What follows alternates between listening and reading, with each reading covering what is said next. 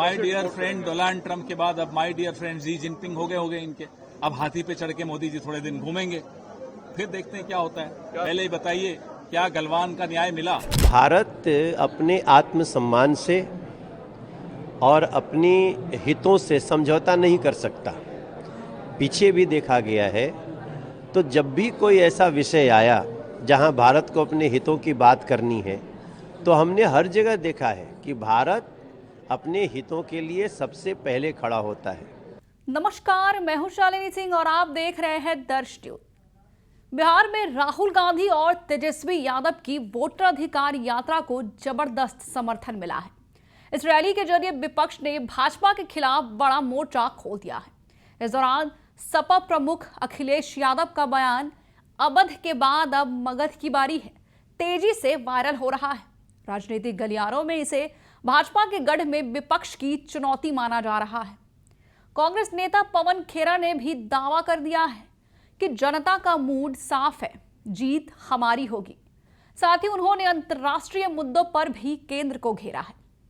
इसी बीच चीन के राष्ट्रपति शी जिनपिंग द्वारा दिए गए बयान ड्रैगन और हाथी को साथ आना होगा ने भारत की राजनीति में नई बहस छेड़ दी है।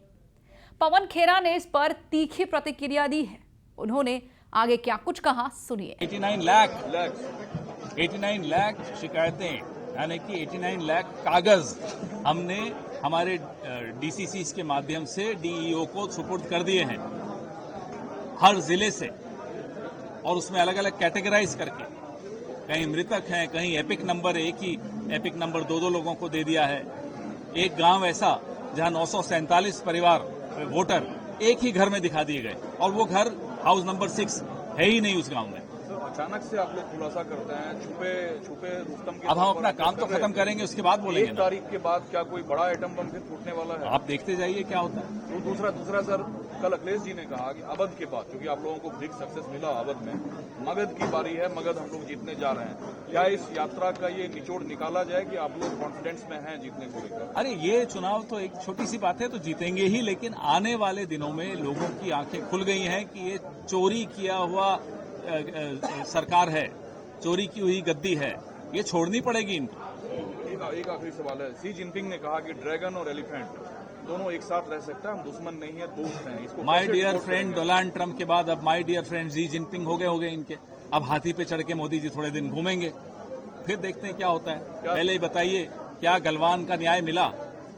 क्या अप्रैल 2020 का जो स्टेटस को एंटी था वो फिर से स्थापित हुआ है? क्या हमारी सेनाएं, हमारे सुरक्षा बल वहां गश्त लगा पा रहे हैं जहां अप्रैल 2020 से पहले लगा पाते थे? इन सब का जवाब प्रधानमंत्री लेकर आएंगे या नहीं आएंगे? दोस्त बदलते रहते हैं, फिर दिल टूट जाता है, फिर नए दोस्त ढूंढते हैं। देश की तो हालत आपने देख ही ली, अर्थव्यवस्था की हालत देख ली, विदेश नीति की हालत देख ली। कल ऐसा लगा कि तेजस्वी को लेकर आप लोगों की एक सर्वसम्मति है, अगर बहुमत मिलती है तो मुख्यमंत्री। अरे सबको सब कुछ मालूम है, फिर क्यों आप सवाल पूछते? वहीं भाजपा नेता मनोज तिवारी ने पीएम मोदी का समर्थन करते हुए इसे मजबूत कूटनीति बताया।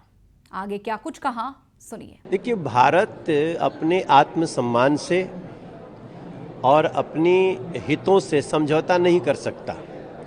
पीछे भी देखा गया है, तो जब भी कोई ऐसा विषय आया जहां भारत को अपने हितों की बात करनी है, तो हमने हर जगह देखा है कि भारत अपने हितों के लिए सबसे पहले खड़ा होता है। उसके बाद भी अगर कोई देश भारत के साथ अच्छा संबंध रखना चाहते हैं, स्वागत कर रहे हैं, तो ये तो बहुत ही अच्छा है और इसमें कोई दो राय नहीं। प्रधानमंत्री जी का जो इशारा है कि ड्रैगन और एलिफेंट, हाथी महाराज, ये दोनों अगर एक साथ चलते हैं तो भारत को हर हाल में विश्वगुरु बनने के लिए उसको हर कदम उठाना है। विपक्ष से सवाल खड़े कर रहा है कि स्वदेशी को चाइना इन्होंने गिरवी रख दिया। विपक्ष ने जितना नुकसान किया, उन्होंने तो आज तो भारत की सरकार अपनी जमीन, अपनी संस्कृति, अपना व्यापार सब कुछ सुरक्षित करके चल रही है। यही कांग्रेस थी जिन्होंने न जाने कितनी चीन के साथ भारत के न जाने कितने अहित कर दिए। इसकी पूरी समीक्षा करनी पड़ेगी, सबको पता है। लेकिन वर्तमान परिदृश्य में अगर भारत अपने हितों के साथ चाइना के साथ अच्छा संबंध होता है तो हम उसका स्वागत करते हैं। विपक्ष कभी नहीं चाहेगा कि भारत के पड़ोसी देशों से अच्छा संबंध हो। राहुल और तेजस्वी की यात्रा चल रही है, उस दौरान तेजस्वी ने अपने आप को बिहार का अगला मुख्यमंत्री घोषित कर दिया। देखो, यात्रा में भी उनकी ना वो अलग अलग जो स्वरूप है दिख जाता है। और मैं आपको बताऊं, मैं भी उसी बिहार की मिट्टी का एक सदस्य हूं। ये कभी भी एक नहीं हो सकते।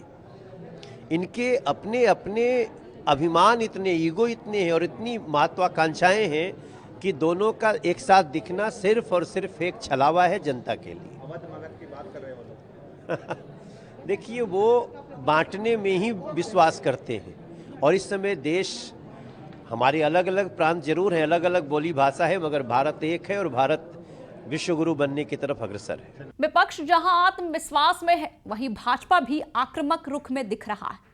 बिहार की सियासत अब निर्णायक मोड़ पर पहुंच चुकी है। आपकी क्या राय है, हमें जरूर बताएं। बने रहे हमारे साथ और देखते रहे दर्श न्यूज। बिहार की हर खबर सबसे पहले हमारे साथ।